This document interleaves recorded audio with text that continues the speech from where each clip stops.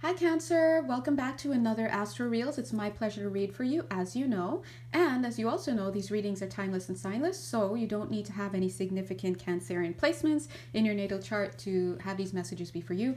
And you don't have to be watching this video at the time that it's being published for these messages to be for you. If it resonates, then it's for you. Yay! And if it's not, then I would, or if you don't feel like it is, you don't resonate, I would invite you to take a step back, come back a little bit later, and see how you resonate with the messages then once they've had more of a chance to materialize in your physical world. If you'd like to work more personally with me, you know exactly where to find me on my beloved Etsy page. Yay! All right, so before we jump right in, I do want to say, and maybe it's because it's for somebody in particular who's watching this video, I can feel your energy, regardless of who you are, I don't know. But anyway, I'm being asked to let you know that I'm a pure channel and a clear channel, so maybe, I don't know why I have to say that, maybe it's for you in particular and you need to know that, so God is good. And yeah, pure divine, pure channel, all right? 1 minute, 11 seconds. Get it, God? All right, so let's jump in. That's interesting that these two cards popped out there. I had those two cards pop out earlier, earlier this week for something. Anyway, let's go Cancerian energies. Let me take a moment and feel into your energies very quickly as a collective here. I want to pinpoint something. Hold on.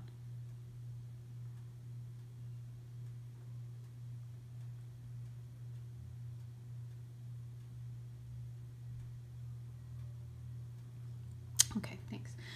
All right, so what I'd like to draw your attention to here, guys, is that here we are, we see this card and that card, just to show you what's over there. We see this person playing with fire. They're a fire dancer, right? They're saying ritual, use ceremony to help focus your intentions, magic, practice, rites. But what I'd like you to look at is this person dancing with fire. And then we've got this dream catcher, but what I'd like you to zone in on is the idea of it being like a portal, or like a, yeah, portal, like a gateway into that state of being. Now, where we are when we're watching this scene of firing, oh my God, firing and fire play, is we're over here. We're on the other side of this. So if you found yourself, this, I'm seeing a timeline jump, actually a couple different parallels here.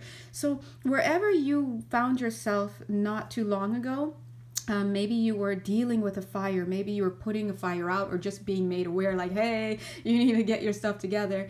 Excuse me about all this lighting, but we should never say no to lighting, but look at it. But anyway, you may have felt yourself out of control, or been witnessing something that was out of control, or you may have had a potential reality that was manifesting for you in that moment. Whatever it is, I want to say happily, 1, 2, 3, 4, you're like 4 times removed from that situation now. You're no longer in that situation. And so much so, that's why I went to look at this. I said, is this card is upside down here, but is the next card? Yeah. So it's almost like it's no longer the case. Okay, and it's so funny, I just turned it over to see what this is. Change, you see, this is what I'm saying. So let's go ahead and acknowledge that if you found yourself, God bless, in some type of situation, for some of you here, it may have been a medical situation. Maybe you received a prognosis of some sort, or a diagnosis, or whatever it is, one of the OCs, and something that's going on here, you're in a different timeline. So the reason why they wanted to bring this up is sometimes we've already shifted out of something because we received a warning, we heeded the warning, and because we took enough action steps, even if we're not aware that we took enough action steps, but we took enough action steps to do what? To change the trajectory. If you are going, like, let's say you're going like this, you know, we're going in one place, yay, or everything's great, yeah. But what if you don't realize that you're slightly off a little bit, and you're going, and as you go, you don't realize, but you're actually getting out of alignment further on. So what a lot of times our guides will try to catch us when we're still kind of fused, or when the trajectory is set to get out of hand, and if we sometimes even just knowing that, and knowing I don't want that at all, that I don't want that timeline to materialize for me, will get right back on the path that we need to go. So that's what we call a course correction. And not all course corrections need to occur. You don't have to get to the fire, so to speak, but best believe if you're on the pathway to a conflagration, the guides are going to be like, that's like that tap on the shoulder, and we'll get that message. But of course, if you don't heed the message, you don't take the action steps, and you don't generate a decision on some level of your field to not have that reality manifest for you, then basically what you're assenting to is continuing on down that pathway. So if this sounds like this for you, for somebody here, this has to do with a child. Maybe it's not your child, it's somebody else's child. I'm getting maybe your niece or some other toddler age. It doesn't have to be whatever. Maybe you got some messages ahead of time about some intertwining or something there.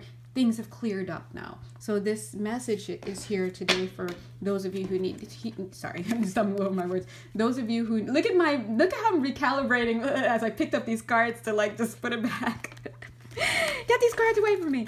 But, whoa, I just wanted to say, it's so funny. I love this job, guys. This is fun for me. But this better not be one of those cards. Okay, all right. I just wanted to say that if those messages are for you, that you're in another time-space reality right now. So yay, let's everybody take a moment and clap our hands. Thank God. You've been removed. We've removed ourselves. So it's a really good opportunity to take stock of how we are. It's not co-creating with spirit. Yes, that's part of it, but how we're co-working with our spirit teams, right? So notice that we're now looking at this concept of how do you work with your spirit team? Do you have, yeah, they're so funny. They're like, do you have a mission? I love how they just came right out there and said that, because, you know, I don't know if you guys know, but we do this work, and I do my work, but we all on some level, you know, suffer some imposter syndrome. And sometimes I'm like, what am I even doing all this for?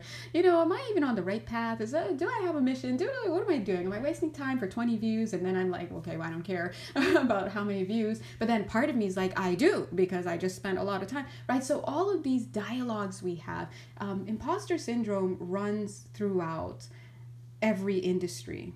Right? And it wears many masks. It could be imposter syndrome today. It could be feeling like a fraud tomorrow. Same thing, right? But at the end of the day, it all boils down to a core belief that we all hold in self-doubt.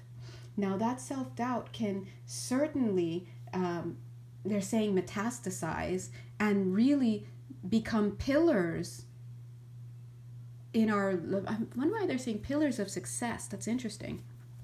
You can still make, if you can disregard those thoughts that pop up, you can still be successful. The whole point is, yes, you're always going to have shadows kind of popping up, guys, right? Whoever you guys are. But you have to still keep creating, but you co-create in alignment with the light, with source, with your sense of identity as something positive, right? So anyway, that is interesting that they're bringing that up. And I'm not surprised, because I feel like we've been going through a lot of integration work recently. And when we have higher energies coming into the field, we do have a lot of things kicking up. And the things that kick up, they're saying, are the things that were caked up. So caked up self-doubt, inadequacy, worthlessness, all of that stuff. A lot of those things also coming through your parental relationships and such. So as we heal and we clear, we go to the different layers and we have to uncake these things.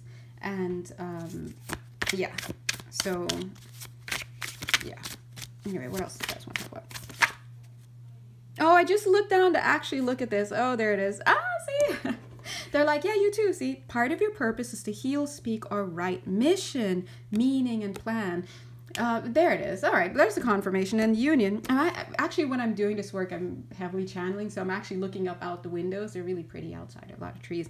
So I just actually looked at the words here, but you're building a secure and lasting relationship. This is exactly what they're just talking about. Love, warmth, together. So when we align with spirit, and that aligning with spirit is, of course, coming from a place of, 10 minutes, 10 seconds. It's coming from a place of decision. My decision is for a healed perception, is for a healed mind. When you pray for a healed mind, you are, in other words, praying to align with your wholeness, praying to align with the highest aspects of you, your optimal sense of self, right? Aligning with source, the creator. And if you are harboring ideas of the creator that are destructive, like being God-fearing, being obedient, all of that is extremely low vibration. I just want to let you know. And sadly, it's so interwoven in a lot of our faiths, our taught faiths down here, religions, whatnot. You can still be a part of a religious ideology without choosing and allowing yourself to plug into things that are contrary to the idea of God being love, the creator being love, right? So a lot of us are anthropomorphizing something that is a force, that is an energy, that is pure creativity. And from then, it's just a slippery slope as we step outside of our personal authority, and as we are what's the word? I can't think of the word, but basically as we're programmed to take in ideas that are not real. So anything that you go into, I would say keep it simple. I'm definitely know I'm talking to quite a few of you guys now, 11 minutes, 44 seconds. Keep it simple. What is God? God is, just choose one word.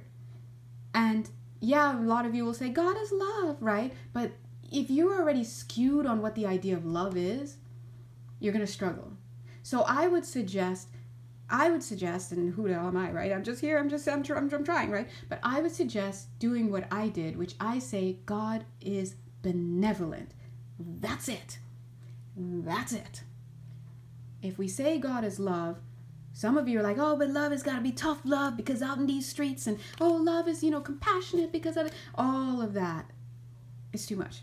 God is benevolent. Done. So the next time you start feeling yourself being pushed up against, or you feel talked out of something, or you feel low about something, or you feel like you failed, now you know you're out of alignment. Look, Great Spirit, there it is. Connect to the divine and allow grace to intervene. Yes, sacred, beyond cosmic, right? A lot of you are out here with these misdirections, these poor definitions of the creator. And the biggest secret, literally what we're working ourselves towards, and I just got the cute little picture of a giraffe. So yay, giraffe, shout out for somebody here. The biggest secret is that, are you ready for it? I'm going to get low. You are the creator. Okay? You are the creator. Wait, boom. Did some of you guys just fragment? You fragmented if you thought, oh, but no, I'm the son of that, I'm the this and that, and no, I'm the thrice removed and this. Always remember, the creator is all that is. Whatever the creator is, whatever force, whatever blah, blah, blah. It's all that is. So for you to say, I'm not the creator, is for you to falsely believe that you lay outside and independent of the creator. You are within and you are of the creator. You are in and of the creator. You are within and of creation. Oneness. So just to show you, you have to clean up your definitions. Look at this. You cannot be anywhere other than within creation. And so it is safe to say you are the creator. If you're so afraid, you're out of alignment. What are you afraid of? That your creator is going to be like, don't you ever talk about yourself like that again, because you're nothing. You're not me. You'll never be me. I made you. Like, whose voice are you hearing? So, like, this is where we have to be. Snap out of it. That's it. You don't have to get stuck on who created who and who did that. Just you're here, and that's it. Mwah.